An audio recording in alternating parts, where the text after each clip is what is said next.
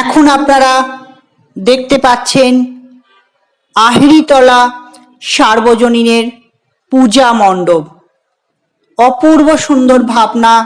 দেখতে পাচ্ছেন যে প্রতিমা বিসর্জিত হওয়ার পর সেই যে কাঠামো, সেইটা কিন্তু মূল ফটকের সামনে তুলে ধরা হয়েছে। আর আপনারা বাইরের পরিবেশটা দেখতে পাচ্ছেন, কি অপূর্ব সুন্দর আঁকা। মাতৃ দর্শন করুন আপনারা। মাতৃ দর্শনে এখানে দেখতে পাচ্ছেন ঠাকুর যেভাবে নিয়ে যায় সেই চিত্র।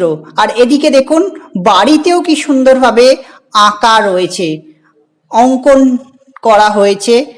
তো সত্যিই খুব ভালো লাগছে, অপূর্ব সুন্দর ভাবনা। আমি জুম করে মাতৃ প্রতিমা দেখাবার চেষ্টা করছি, যেহেতু এখনো মূল ফটকের দরজা পাকাপাকিভাবে খোলেনি সামনে যাওয়ার। তো দেখতে পাচ্ছেন কি সুন্দর বাহক দাদারা ঠাকুর নিয়ে যাচ্ছে মণ্ডপের পথে, সেই দৃশ্যকে তুলে ধরা হয়েছে। সেটাই আসল প্রতিমা, পূজিতা হবেন।